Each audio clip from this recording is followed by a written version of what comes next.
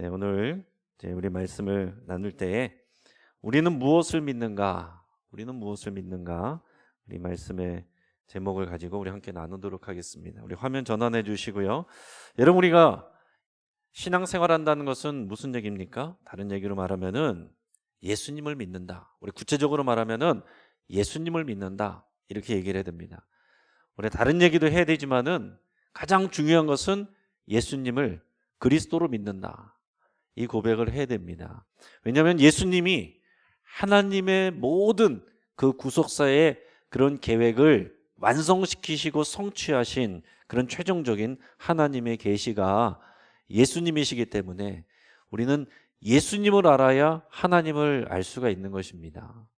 또 예수님이 또 승천하시면서 우리에게 성령님을 보내셨기 때문에 예수님을 알아야 성령님을 알 수도 있는 것입니다. 또 성령님이 오셔서 우리에게 또 교회가 생겼기 때문에 예수님을 알아야 성령님을 알고, 그래야 또 우리도 교회도 알게 되고 그런 것입니다. 우리가 신앙생활한다 그럼 사람들이 물어볼 수 있겠죠. 그러면 너는 뭘 믿는 거냐? 네가 말하는 바가 뭐냐? 믿는 바가 뭐냐? 나는 복음을 믿는다. 그럼 복음이 뭐냐? 그럼 여러분 뭐라고 대답하시겠습니까? 그 대답을 우리가 할 수가 있어야 돼요. 가장 좋은 방법, 가장 쉬운 방법, 그것은 우리가 믿음의 고백, 우리가 교회가 오랜 역사 동안 정리해 놓은 믿음의 고백, 이 믿음의 고백을 통해서 우리가 하나님의 일하시는 구속사적인 내용을 확인할 수가 있습니다.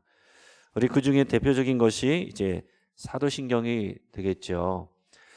자, 우리 기독교, 우리 교회의 역사 속에서 이제 여러 가지 표준적인 신앙 고백문들이 있어 왔는데, 그 중에서 가장 대표적인 것은 이제 사도신경입니다. 사도신경은 이제 2세기에 이제 이것이 시작이 되어서 8세기경에 이제 확정이 되었습니다. 오랜 시간 동안 이렇게 저렇게 구전되어 오고 그러다가 8세기경에 확정이 되었고요. 또 니케아 신조가 있습니다. 니케아 신조는 AD 325년에 니케아 이 공의회, 니케아라는 곳에서 회의를 할 때에 그때 이제 사도신경을 확대한 그 신조가 이제 신앙 고백, 신앙의 내용, 고백의 내용, 그런 표현들입니다. 그것이 니케아 신조예요. 그러니까 여러분, 우리가 신앙 고백을 하자고 할 때에 사도신경으로도 할 수도 있지만은 우리는 니케아 신조를 가지고서도 할 수가 있습니다. 우리가 나중에 이제 기회가 될 때 한번 니케아 신조, 칼케돈 신조도 한번 배워보는 시간이 있으면 좋겠고, 또 그렇게 그것으로 우리 고백할 수 있는 시간도 있으면 좋겠습니다. 또 칼케돈 신조라고도 있습니다. 이것은 AD 451년에 칼케돈 공의회에서 이제 결정된 내용이에요. 기독론, 예수 그리스도에 관계된 내용을 중심으로서 만들어진 신조입니다. 이런 여러 가지 신조, 신앙 고백들이 있지만은 이 중에서 가장 기본이 되는 것은 아무래도 이제 사도신경이 되겠습니다. 자, 이 사도신경이 왜 생겨났느냐? 언제 쓰여졌느냐? 이 초대교회 때 이제 누군가를 전도하면 예수님을 믿게 되잖아요. 그러면은 그 사람이 세례를 받아야 됩니다. 세례를 받아야 진짜 이 교회 식구가 되는 거예요. 신앙의 공동체 안으로 들어올 수가 있는 것입니다. 근데 초대교회 때는 세례 교육을 받는데 적어도 2년에서 3년은 걸렸습니다. 철저하게 그 믿음을, 신앙을 교육받았는데 그것을 이제 확인할 때, 그것을 또 교육할 때 이 사도신경이 쓰였습니다. 그래서 이제 세례를 할 때, 그리고 또 이제 성찬식을 할 때, 성만찬을 할 때, 우리의 믿음을 확인할 때 이 사도신경을 고백을 했습니다. 그리고 이것이 또 이단을 분별하거나 또 이단을 방지하고자 할 때 이 사도신경이 기준이 되는 거예요. 여기 있는 내용들을 그대로 고백하는지 아니면 이것을 부정하는지, 이것이 하나의 기준이 된다라는 것입니다. 그래서 우리가 사도신경을 우리가 예배 때도 지금 하고 있습니다. 그래서 제가 처음에 왔을 때는 사도신경을 빼고 주기도문을 넣는데 지금은 사도신경도 하고 주기도문도 합니다. 제가 몇 번 설명은 드렸지만 아마 여러분들의 머릿속에 별로 그렇게 각인되어 있지는 않으실 것 같아요. 사도신경은 일단 기도문은 아닙니다. 그래서 여러분들께서 꼭 눈을 감고 해야만 되는 것은 아닙니다. 그래서 옆에 있는 사람이 눈 뜨고 사도신경 했어요, 이렇게 읽을 필요가 없다라는 거예요. 그러니까 이거는 기도문이 아니고 우리의 믿는 바를 고백하는 내용입니다. 그것을 같이 확인하는 거예요. 그렇기 때문에 눈 뜨고 하셔도 상관이 없습니다. 자, 그런데 이 사도신경 같은 경우에는 앞에서 얘기했던 것처럼 세례 교육할 때, 신앙적인 공적인 세례를 받을 때, 성찬을 할 때, 이럴 때 주로 예배 때 이제 쓰였습니다. 그리고 이제 이 신앙 고백은 우리에게서 중요한 내용이지만은 예배에 있어서 꼭 있어야만 하는 그런 순서는 아닙니다. 그러니까 예배에는 빠져서는 안 되는 순서가 있고, 빠질 수도 있고 또 넣을 수도 있는 그런 순서들이 있습니다. 이제 사도신경 같은 경우에는 이제 빠질 수도 있고 넣을 수도 있고 하는 그런 순서예요. 그래서 이제 제가 처음에 왔을 때는 우리가 좀 찬양하고 기도하고 고백하는 이런 순서를 우리가 좀 더 강화하기 위해서 또 시간 제약상 사도신경을 뺐던 것입니다. 그리고 이제 주의 기도, 주님이 가르쳐 주신 기도는 예수님이 직접 가르쳐 주신 기도이고 우리 부족한 기도를 보충해 주고 완성해 주는 너무나도 좋은 기도이기 때문에 우리가 예배 때에 또 예배 역사 가운데서도 주기도문이 많이 기도가 드려졌기 때문에 우리가 기도의 마무리로서 저희가 이렇게 같이 붙여서 하고 있습니다. 그러다 이제 금년에는 사도신경을 또 같이 하는 이유 중에 하나가 오해하시는 분들이 계시기 때문에 이런 내용을 충분히 이해하지 못하고 또 외부에서 오신 분들 가운데서는 이게 익숙하지 않아서 이 교회는 사도신경을 안 하네? 혹시 이단이 아닌가? 이런 불필요한 이제 걱정을 하는 분들이 생기실 수 있고 그런 분들이 있기 때문에 제가 그래서 이번에는 사도신경도 넣고 그리고 이제 주기도문도 같이 하고 있습니다. 그래서 여러분들이 이런 이해를 가지시고 또 예배에 참여하실 수 있기를 바랍니다. 저는 우리 사도신경을 우리가 같이 한번 고백하는 마음으로 우리 믿음의 고백으로 한번 같이 읽어보도록 하겠습니다. 시작. 나는 전능하신 하나님 아버지 천지의 창조주를 믿습니다. 나는 그의 유일하신 아들 우리 주 예수 그리스도를 믿습니다. 그는 성령으로 잉태되어 동정녀 마리아에게서 나시고 본디오 빌라도에게 고난을 받아 십자가에 못 박혀 죽으시고 장사된 지 사흘 만에 죽은 자 가운데서 다시 살아나셨으며 하늘에 오르시어 전능하신 아버지 하나님 우편에 앉아 계시다가 거기로부터 살아있는 자와 죽은 자를 심판하러 오십니다. 나는 성령을 믿으며 거룩한 공교회와 성도의 교제와 죄를 용서받는 것과 몸의 부활과 영생을 믿습니다. 아멘. 자, 이 사도신경에 있는 우리의 신앙의 고백 중에서 지금 밑줄 쳐져 있는 부분들이 예수님과 관계된 부분들이에요. 그 맨 앞에 있는 것은 하나님 아버지에 대한 내용이고 그 맨 뒤에 있는 것은 이제 성령도 있고 맨 뒤에 있는 것은 우리 개인에 해당되는 것입니다. 내가 죄를 용서받고 몸의 부활 영생할 것을 믿습니다. 하지만은 그 가운데 있는 내용들 예수 그리스도에 대해서 집중적으로 설명하는 내용들이 우리가 믿는 바다라고 얘기를 할 수 있는 것입니다. 우리가 믿는 바가 뭐냐 그러면은 여러분께서 이 사도신경의 내용들을 생각을 하시고 여기 있는 내용들을 말할 수 있으면 됩니다. 간혹 어떤 분들이 이제 크리스찬 학교에 자녀들이 간다든지 아니면은 어떤 중요한 크리스찬의 어떤 직분을 맡게 된다든지 할 때 가끔씩 이제 신앙 고백을 쓰라 이렇게 하는 경우가 있어요. 그럼 뭐라고 써야 될지 잘 몰라서 그냥 간증문을 쓰고 그러시는 경우들도 있는데 그럴 때는 이 사도신경의 내용을 여러분들의 말로 살을 붙여서 이렇게 고백을 하시면 되겠습니다. 그러면 다른 사람들에게 복음을 설명할 때도 그냥 우리가 교회를 소개할 수도 있죠. 교회 와보세요. 우리가 이렇게 뭐 초청은 할 수 있지만은 정말로 복음을 알고 싶어하는 사람들에게 우리가 복음을 가르쳐주고 또 설명해 주려고 하면 이 사도신경의 내용을 여러분들께서 여기에 나와 있는 내용들을 얘기해 줄 수 있으면 된다라는 거예요. 그래서 오늘 우리가 나누는 우리가 이제 짧은 설교 시간 안에 나눌 거기 때문에 길게 하진 않고 아주 중요한 내용만 잠깐 이렇게 할 것입니다. 자, 그럼 우리는 이런 내용을, 복음의 내용을 한마디로 할 수도 있고 한 30분 동안 할 수도 있고 이것을 나눠서 뭐 1년 동안 할 수도 있습니다. 그러니까 오늘 더 우리가 깊이 이해하는 만큼 우리는 여기에 우리가 살을 붙일 수 있고 거기에 대해서 우리가 경험한 것을 덧붙이면은 그것이 또 간증이 되고 더 강력한 전도의 도구가 되고 하는 것이죠. 자, 여기 나와 있는 내용처럼 예수님에 대해서 무슨 얘기를 하느냐?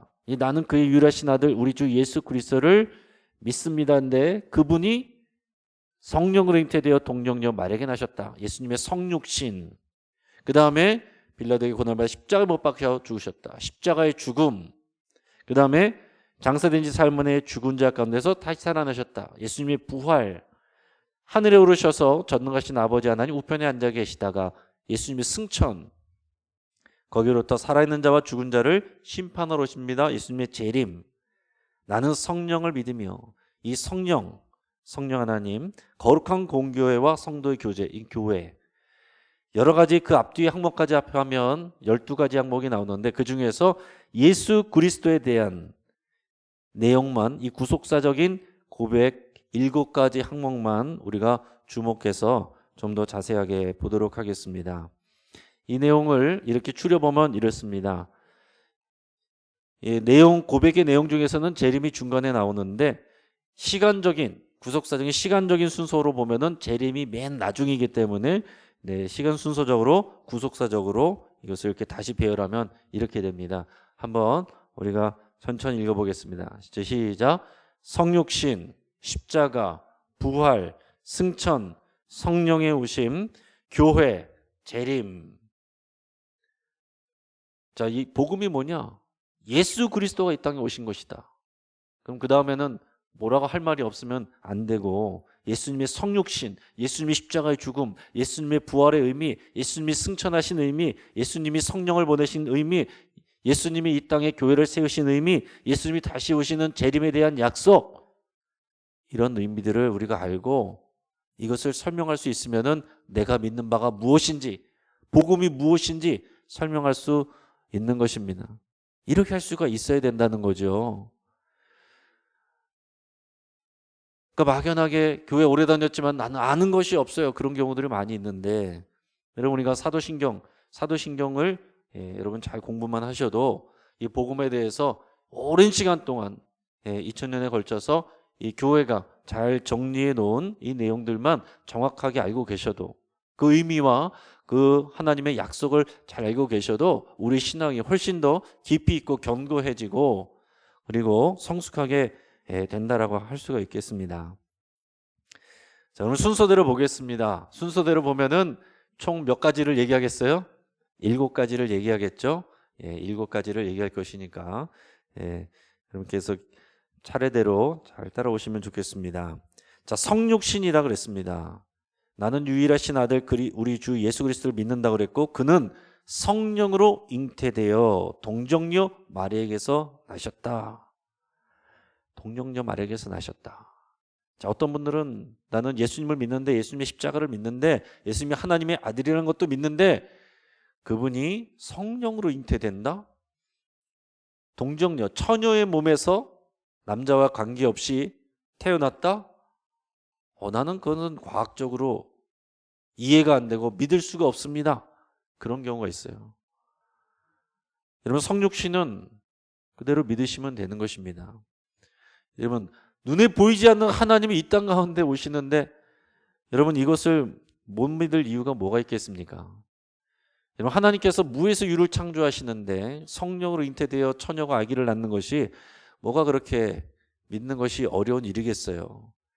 창세기 1장 1절에 태초에 하나님이 천지를 창조하시니라 이걸 믿을 수 있으면 예수님의 성육신을 믿는 것은 어려운 일이 아닙니다.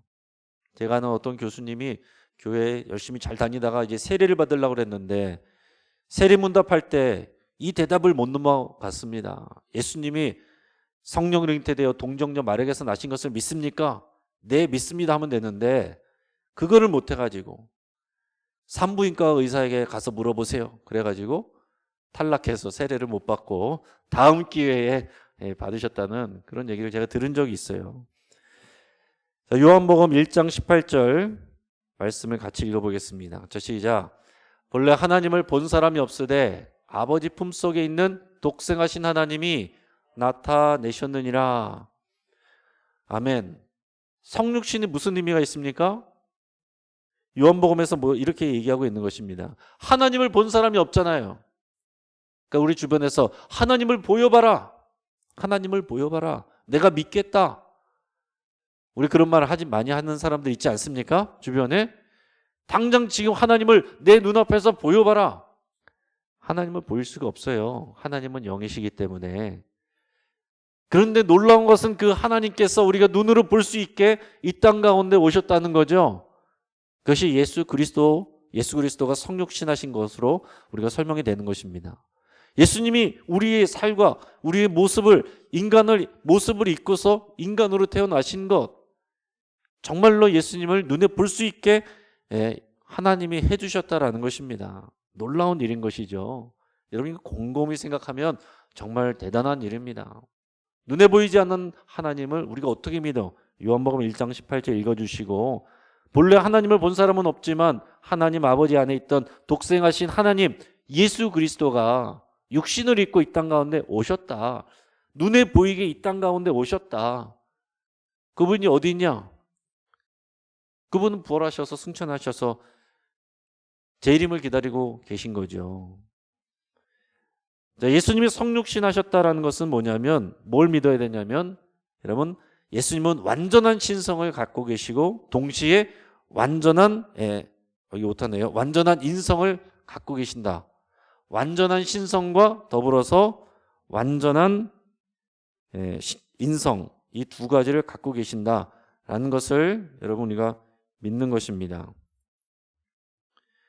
자, 예수님은 완전한 신성과 완전한 인성을 동시에 갖고 계신다.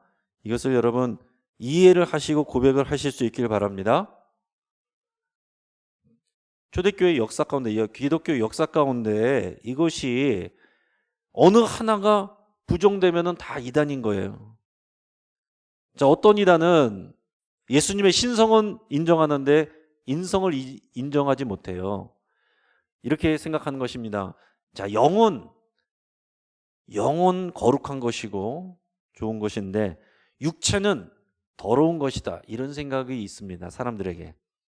근데 어떻게 거룩한 영이 더러운 인간의 몸으로 들어오실 수가 있느냐? 어떻게 더러운 인간의 몸 안에 갇혀 계실 수가 있느냐? 그건 불가능하다.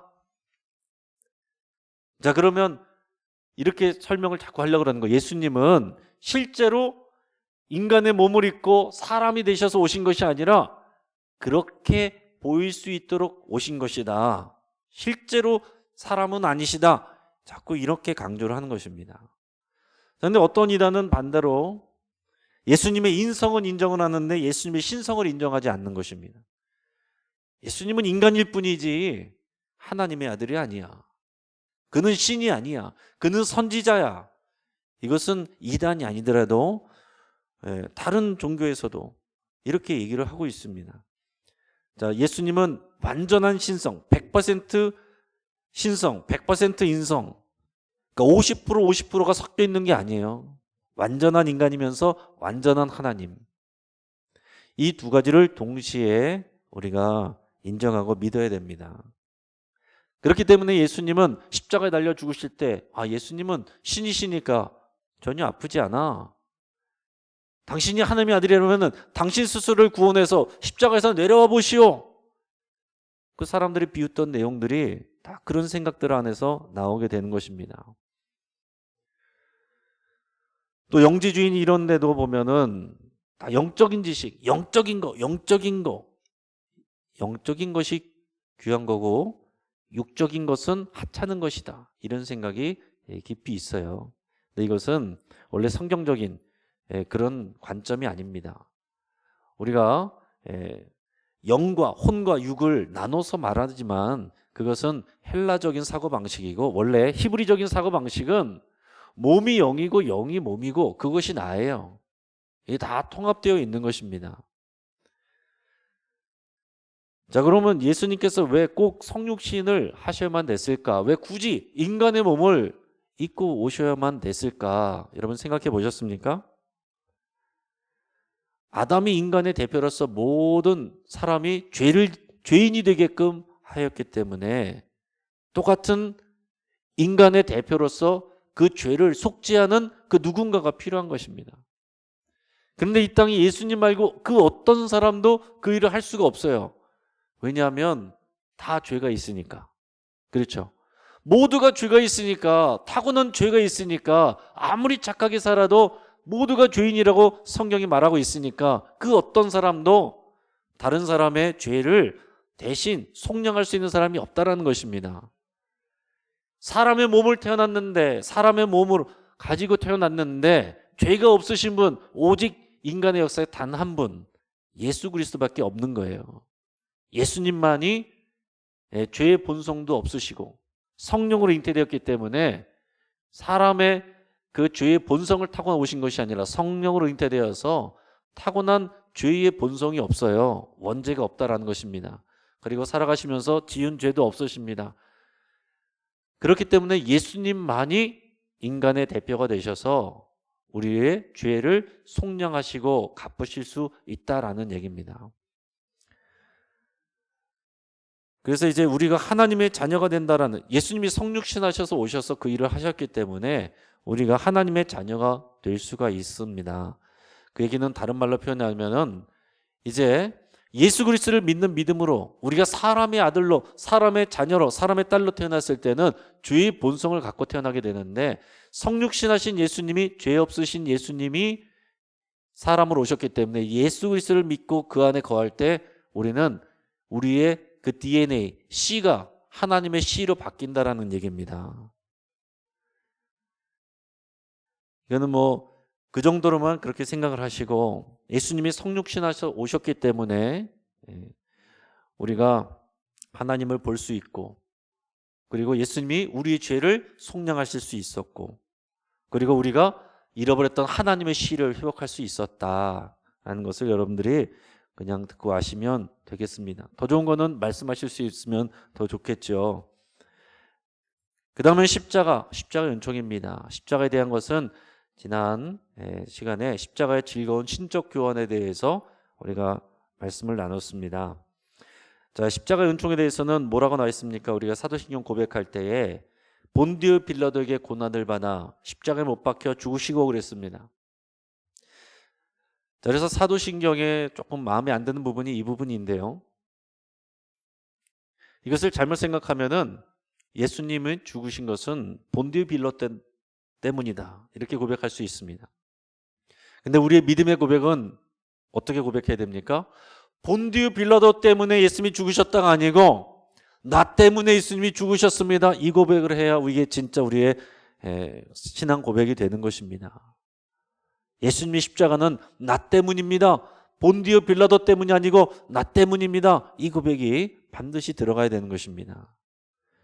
자, 십자가의 은총, 십자가 어떤 능력이 있느냐? 십자가의 능력, 십자가 안에서 우리의 모든 죄와 저주와 허물을 다 가져가시고 예수님께서 예수님의 모든 의로움과 생명과 건강함을 우리에게 다 주셨습니다. 그러니까 좋은 거는 우리에게서 예수님이 다 가져가시고, 나쁜 거는 예수님이 우리에게서 다 가져가시고, 좋은 거는 예수님에게서 우리에게로 다 건너와요. 십자가를 통해서. 자, 우리 8가지 지난번에 나눈 적이 있는데요. 같이 한번 쭉 읽어보겠습니다. 시작. 예수님이 형벌을 받으심으로 우리가 용서받았다. 예수님이 상처를 받음으로 우리가 치유를 받았다. 예수님이 죄를 지심으로 우리가 의롭게 되었다. 예수님이 죽으심으로 우리가 생명을 얻었다. 예수님이 가난해지심으로 우리가 부유함을 얻었다. 예수님이 수치를 당하심으로 우리가 영광을 얻었다. 예수님이 거절당하심으로 우리가 하나님의 자녀가 되었다. 예수님이 대신 저주를 받으심으로 우리가 축복을 받았다. 아멘. 여러분, 우리가 십자가를 깊이 묵상하는 것은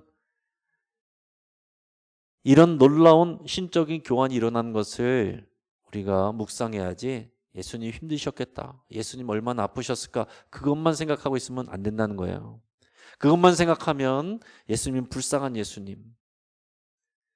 그것만 생각하게 되는 거예요. 그러나 십자가를 통해서 이런 놀라운 교환이 일어났다. 그럼 우리는 십자가를 바라볼 때 우리는 소망을 갖게 되고 힘을 얻게 되고 여러분 우리가 새로운 능력을 얻게 되는 것입니다. 그 다음에는 뭡니까? 부활의 능력이에요. 우리 지난번에 주일에 한번 같이 나눈 적이 있는데 사도행전 17장 31절 같이 한번 읽겠습니다. 시작. 이는 정하신 사람으로 하여금 천하를 공의로 심판할 날을 작정하시고 이에 그를 죽은 자 가운데서 다시 살리신 것으로 모든 사람에게 믿을 만한 증거를 주셨음이니라 하니라. 아멘. 자, 그를 죽은 자 가운데서 다시 살리신 것, 이게 뭡니까? 이게 부활이죠. 부활로 모든 사람에게 믿을 만한 증거를 주셨다. 모든 사람에게 믿을 만한 증거를 주셨다. 우리가 부활하신 예수님을 믿으면 다른 모든 것은 다 믿을 수 있다는 거예요. 예수님의 무덤은 비어 있습니다. 우리가 자랑할 수 있는 것은 비어 있는 예수님의 무덤이에요. 화려한 무덤이 아니라 예수님의 무덤이 비어 있어서 예수님이 부활하셨고 부활하신 예수님을 믿으면 십자가에 대한 내용과 예수님의 성육신과 예수님의 모든 약속과 다른 모든 것들을 다 믿을 수 있는 그런 증거가 된다라는 얘기입니다. 자, 우리 베드로전서 1장 3절 4절 이게 오늘 본문의 말씀이었습니다. 우리 색깔 있는 내용을 우리가 유심히 보면서 같이 한번 읽도록 하겠습니다. 자, 시작. 우리 주 예수 그리스도의 아버지 하나님을 찬송하리로다. 그의 많으신 긍휼대로 예수 그리스도를 죽은 자 가운데서 부활하게 하심으로 말미암아 우리를 거듭나게 하사 산소망 있게 하시며 썩지 않고 더럽지 않고 쇠하지 아니하는 유업을 있게 하시나니 곧 너희를 위하여 하늘에 간직하신 것이라. 아멘. 자, 뭐라고 되어 있습니까? 예수님의 부활로 말미암아서 우리를 어떻게 했다고 그랬습니까? 거듭나게 하셨다. 우리를 거듭나게 하셨다 그랬습니다. 예수님의 부활로 인해서 우리가 거듭난 거예요. 우리가 부활을 믿으면 우리가 거듭나는 것입니다. 할렐루야. 그 다음에 뭐가 있습니까? 그래서 우리에게 산소망이 있게 하셨다 그랬습니다. 산소망, 살아있는 소망. 예수님의 부활을 믿으면 우리는 소망을 가질 수 있다는 거예요. 코로나 상황에서도 예수님이 산소망이 되십니다. 예수님 부활하셨기 때문에 우리는 소망 가지고 여러분 용기 있게 담대하게 어깨 펴고 살아갈 수가 있는 거예요. 부활을 묵상하시고 산소망 되신 예수 그리스도를 묵상하지 아니하면 코로나 때 여러분 우울증 걸리고 불안증 걸리고 다 병에 걸립니다. 우리는 또한 뭘 받았다고 그랬습니까? 부활을 믿을 때 유업을 받았다. 이 유업은요 하늘에 있는 것이다 그랬습니다. 그러니까 이 땅에서 우리가 여러분 어떻게 영끌해서 아파트 모으고 아파트 사고 또 주식하고 또 젊은 사람들은 비트코인하고 그거 다 이 땅에다 놓고 가는 것입니다. 우리가 정말 소망하는 것은 여러분 주식 또 비트코인하고 비교할 수 없는 부동산하고도 비교할 수 없는 유업이 하늘에 간직되어 있다라고 했습니다. 그러니까 이 땅에서는 모든 걸 다 잃어버려도 우리가 하늘에 있는 우리의 유업을 받을 것을 믿는 자가 우리가 산소망으로 살아갈 수가 있게 되는 것입니다. 우리 많이 들었지만 여러분 이것 때문에 내가 정말 힘이 나고 이것 때문에 내가 정말 웃을 수 있고 이것 때문에 내가 코로나를 이길 수 있고 이게 진짜 믿음이에요. 알기는 아는데 이러면은 벌써 그것은 우리와 상관없는 내용이 되는 것입니다. 알기는 아는데 그럼 벌써 그건 우리의 지식으로만 남아있는 거예요. 이것이 정말 우리의 믿음이 되고 능력이 되기를 주의 이름으로 축복합니다. 그 다음에 승천입니다. 자, 승천은 생각하면 너무나도 감사한 일이에요. 우리가 고백할 때 하늘에 오르시어 전능하신 아버지 하나님의 우편에 앉아 계시다가 예수님 지금 어디 계신다고 그랬습니까? 하나님 우편에 승천하셔서 하나님 보좌 우편에 앉아 계신다고 그랬어요. 자, 그런데 여러분 에베소서 2장 6절 같이 읽어보겠습니다. 자, 시작. 또 함께 일으키사 그리스도 예수 안에서 함께 하늘에 앉히시니. 아멘. 누구를 함께 일으키시고 누구를 함께 하늘에 앉으신다는 걸까요? 예수 그리스도를 믿는 우리예요. 할렐루야. 함께 일으키사 우리가 함께 부활하고 함께 하늘에 앉히시니. 우리의 존재는, 우리의 신분은, 우리는 이 땅에서 살아가지만 예수 그리스도 안에서 같이 승천하신 예수님과 함께 하나님의 보좌 옆에 하늘에 앉아있는 그 신분과 정체성을 우리가 갖고 있는 것입니다. 그러면 이 땅에서 조금 높은 사람, 힘 있는 사람, 그 앞에서 우리가 주눅들 이유가 하나도 없는 거예요. 우리의 수준, 우리의 신분은 뭐라고요? 예수 그리스도가 하늘 보좌 위에, 하나님 보좌 우편에 앉아 계셨는데 우리가 함께 거기에 앉아 있다. 하나님께서 우리를 함께 부활시켜서 함께 하늘에 앉게 하셨다. 이게 복음의 내용입니다. 그러니까 승천은 예수님 어떻게 하늘로 올라가셨지? 하늘에 어디로 올라가셨지? 성층권으로 가셨나? 거기 와서 어떻게 살아남지? 이런 식으로 우리가 생각하면 안 되는 거예요. 하나님 보좌 우편에 가셨는데 거기에 하늘에 앉으셨는데 우리가 거기에 같이 앉아 있다.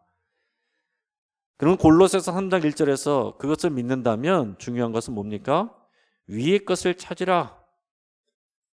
위의 것을 찾으라 그랬습니다. 따라해 보겠습니다. 위의 것을 찾으라. 이것을 우리가 믿으면 위의 것을 찾는 자가 되어야 되는 것입니다. 이 땅의 것, 여러분 기도하실 때 우리 땅의 일들에 대해서 기도하시는 것, 여러분 그것에 대해서 하나님께서 뭐라고 하지 않습니다. 그러나 위의 것을 찾지 않으면 그러면은 우리의 신앙이 기복신앙이 돼버리는 거예요. 우리가 위의 것을 찾으면서 땅의 것을 그 필요에 대해서도 말씀드리고 구하면 하나님께서 주시지만 그것이 하나님의 기쁨이 되시지만 위의 것을 찾지 않고 이 땅의 것만 사랑하면서 그 땅의 것 때문에 우리가 좋아하고 그것 때문에 슬퍼하고 일희일비하면 하나님께서는 그것을 우리의 유익을 위해서 위의 것을 찾게 하시기 위해서 주시기도 하지만 가져가시기도 하는 것입니다. 그러니까 진정한 지혜로운 사람은 어떻게 됩니까? 삶의 가치가 달라진 거예요. 이 복음을 알면 우리 신분이 어떤 것인지를 정말 여러분 깊이 생각하면 삶의 가치가 달라져 버려요. 우리 신분이 달라져 버리기 때문에 삶의 가치가 달라지고 삶의 목적이 달라지고 삶의 이유가 달라지는 것입니다. 여러분 우리가 교회 다니면서도 세상에서 있는 주님을 알지 못한 사람과 똑같은 말을 하고 그런다고 하면 안 되는 것입니다. 우리가 복음을 알고 하나님을 믿는다, 우리가 신앙을 고백한다라고 했을 때는 이런 것들을 마음에 새기는 것입니다. 그러니까 오늘 예배 때는 우리가 들어서 배우는 것이 중요한 것이지만 그보다 더 중요한 것은 뭐냐면 여러분의 실제 삶 속에서 이 코로나 기간이고 경제적으로 어렵고 몸이 어려워지고 그리고 또 우리 정서적으로도 위축되는 그런 상황 속에서 또 질병 때문에 어려워지고 그런 상황 속에서 이것을 정말로 믿음으로 고백하고 이것이 나의 능력이 될 때까지 그것을 묵상하는 것, 그게 믿음이에요. 믿음은 내가 믿습니다 해서 저절로 믿어진 것이 아니라 정말로 그 믿음이 나의 것이 될 때까지 여러분 계속해서 주님 앞에 붙들고 성령의 도우심을 구하면서 여러분 그 믿음이 나에게 정말 계시적으로 부어지기를 간절히 기도하셔야 되는 것입니다.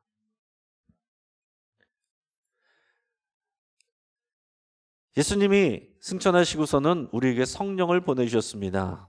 오늘 지휘자님이 특성으로 성령이 오셨네 계속 이 찬양을 부르셨는데 우리 마음이 뜨거운 진 줄을 믿습니다.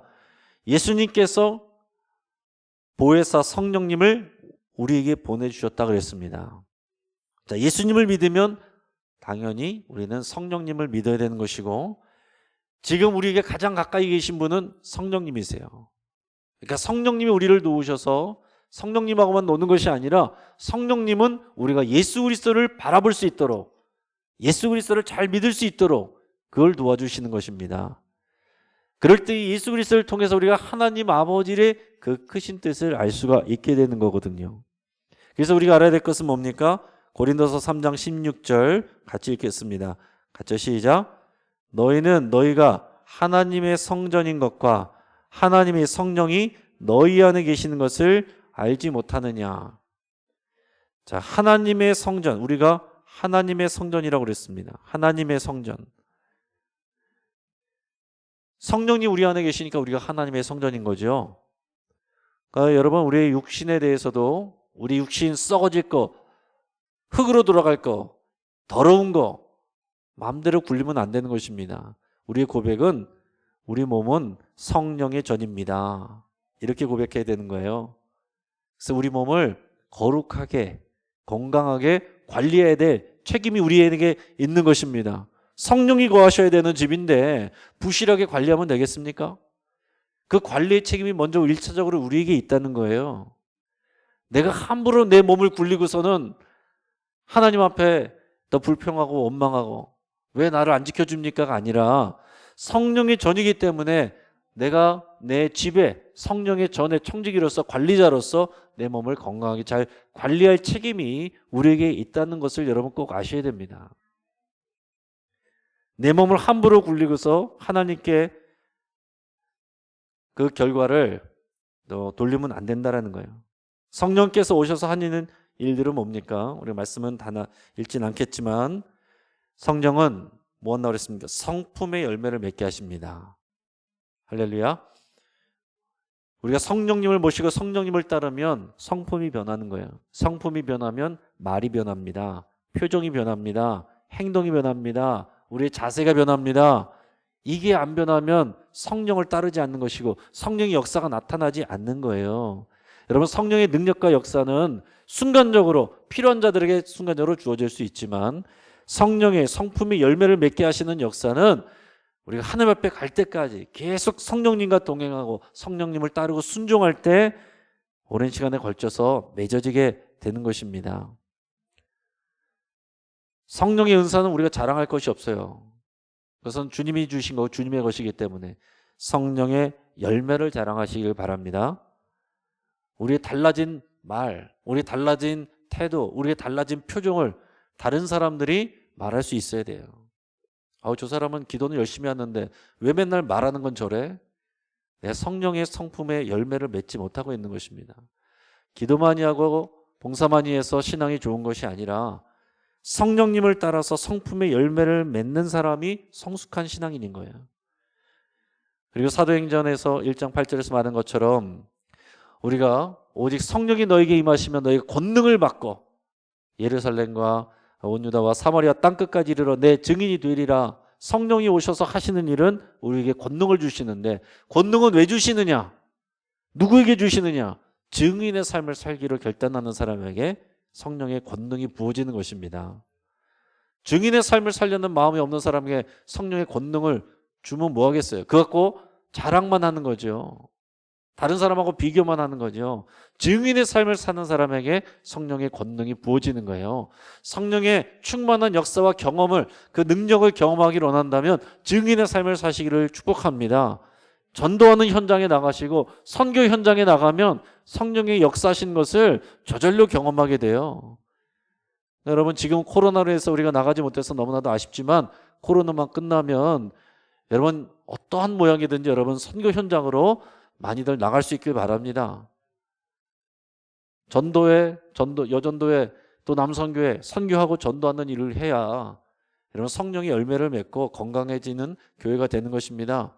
선교하고 전도하지 않고 증인의 삶을 살지 않으면 서로 비교하고 서로 상처 입고 서로 말하고 싸우고 그것만 하는 거예요. 우리 코로나지만 우리가 선교하고 전도하고 증인의 삶을 사는 일에 여러분 마음을 쏟으시기를 축복합니다. 그럴 때 우리의 삶이 바르게 이것이 질서가 만들어지는 것입니다. 그 다음에 교회를 세워간다 그랬어요. 거룩한 공교회와 성도의 교제를 믿는다. 우리가 이렇게 고백을 하고 있습니다. 여러분 따라하겠습니다. 교회는 거룩합니다. 교회는 보편적입니다. 이게 무슨 말이냐? 교회는 거룩합니다. 거룩한 공교회를 믿는다고 여러분이 고백하는 것입니다. 교회는 거룩해요. 교회는 보편적이란 말은 이것은 모양은 다르고 다 떨어져 있어도 같은 교회다라는 표현입니다. 우주적인 교회다 이런 표현이에요.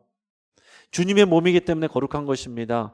개교회들 보면 또 잘못하는 것도 있고 범죄하는 것도 있고 뉴스에도 나오고, 그래서 교회에 대해서 여러분 정말 진저리 치는 사람들도 생기지만 믿음으로 고백은 교회는 거룩하다 합니다. 사람이 거룩하지 못하고 수준이 올라오지 못해서 그런 거지 교회는 거룩한 것입니다. 이 고백이 기본적으로 있어야 돼요. 나는 정의로운데 교회에 실망했어. 그거는 믿음이 성숙하지 않은 것입니다. 교회는 보편적이다. 원래 원어적으로 보면은 나는 거룩한 공교회는 홀리 캐톨릭 처치라고 되어 있습니다. 이 캐톨릭이란 말이 보편적이라는 원래 그런 뜻이에요. 근데 지금 이 카톨릭에서는 캐톨릭 처치를 그냥 자신들의 이 캐톨릭 처치에 나오는 사람만 구원받는 것처럼 이렇게 자꾸 얘기를 합니다. 근데 그것이 아니라 보편적인 우주적인 교회를 믿는 것입니다. 천주교회든 성공회든 동방정교회든 개신교회든 예수 그리스도를 정확하게 믿고 고백하고 순종하는 사람이 하나님의 자녀가 되고 그 사람이 교회가 되는 것입니다. 자, 교회에서 성도의 교제, 내가 성도의 교제를 믿는다 그랬는데 성도의 교제는요 선택사항이 아니라 신앙의 본질입니다. 여러분 이것을 잘 아시고 배우시고 고백하실 수 있어야 돼요. 나는 됐고요. 사람들하고 섞이기 싫고요. 나는 그냥 와서 예배만 하고 기도만 하고 가겠습니다. 교회를 모르는 거예요.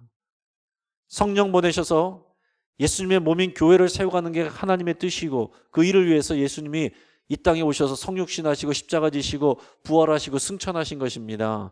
그래서 성령을 보내신 거예요. 우리를 교회가 되게 하시고 교회를 섬기고 함께 세워져 가도록 그 일을 위해서 이 일을 하시는 것입니다. 그 안에서 교회가 교회되면 기도하는 일과 예배하는 일과 섬기는 일도 있지만 기본적으로 성도들 간의 교제와 사귐이에요. 신앙적인 교제와 사귐.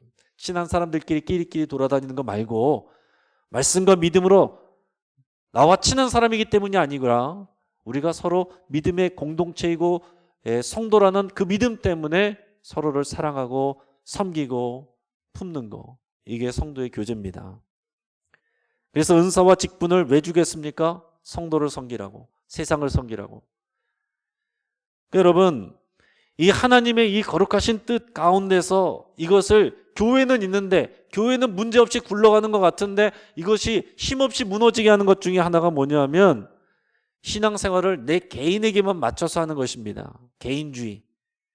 큰 문제가 되어 보이지 않지만 이것은 이단도 아니지만 교회를 교회되지 못하게 하고 교회가 서가지 못하게 하고 건강하지 못하게 하는 것, 나만 보는 거야.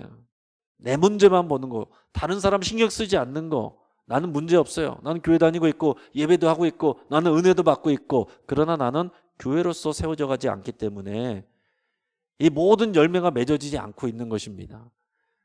여러분, 우리를 영신교회로 보내주신 것 여러분 감사하며 고백할 수 있기를 바라고, 뿐만이 아니라 내가 주님의 몸된 교회로 영신교회 안에서 내가 연결되어 결합하여 거룩하게 세워져 갑니다. 교회는 거룩합니다. 그러므로 영신교회는 거룩합니다. 이 교회를 섬기기 위해서 나를 사용하여 주옵소서. 이 고백이 우리에게 있어야 됩니다. 마지막으로는 재림입니다. 우리 같이 읽어보겠습니다. 시작. 예수님은 반드시 오십니다. 이것이 재림신앙이고 종말신앙이에요. 또 우리의 삶을 오시면 뭐로 하시느냐? 우리의 삶을 결산하시는 겁니다. 달란트 비유, 양과 염소의 비유 다 판단하시고 결산하시고 심판하시는 것입니다. 그래서 우리는 깨어서 준비되어 있어야 되는데 열처녀 비유를 통해서 기름을 준비해야 된다는 것을 말씀하고 있어요. 예수님의 재림의 의미는 이것을 아셔야 됩니다. 따라하겠습니다. 보상과 심판. 다시요. 보상과 심판. 예수님이 다시 오시면 믿음 따라 산 사람들에게는 보상하시고 상급 주십니다. 또 믿음 따라오지 않은 사람들은 심판하시는 거예요. 이것을 믿고 이것을 생각하면서 우리의 삶을 대하는 것이 재림신앙이고 종말신앙입니다. 이제 믿음의 여러 가지 예수 그리스도에 대한 이해를 통해서 우리의 믿음이 더욱 성숙해지고 견고해지고 하나님이 기뻐하시는 모습으로 세워지고 만들어 가시기를 주의 이름으로 축복합니다. 같이 한번 기도하겠습니다. 하나님, 우리가 사도신경의 신앙 고백의 내용들을 통해서 우리가 예수 그리스도를 더 깊이 알아가기를 원합니다. 이 말씀들이, 우리 내용들이 하나님 우리 마음에 새겨지고 우리 믿음의 고백이 되고 우리의 삶이 되게 하여 주시옵소서. 감사하고 예수 그리스도의 이름으로 기도합니다. 아멘. 우리 함께 찬송가 314장 함께 찬양하겠습니다.